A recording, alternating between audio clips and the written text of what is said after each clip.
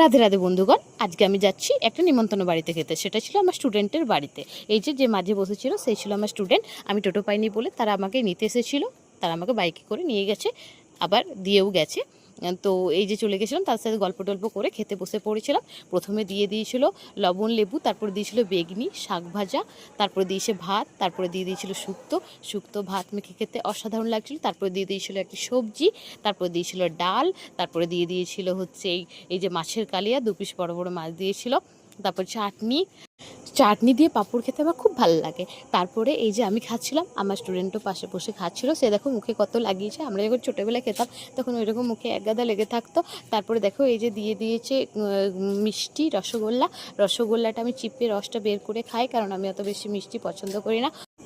মিষ্টি খাওয়ার পর আমি খেয়ে নিয়েছিলাম পাঁপড় আর চাটনি, যেটা অসম্ভব সুন্দর লাগে। ওকে 2টো চকলেট দিয়ে বাই বাই করে চলে এসেছিলাম।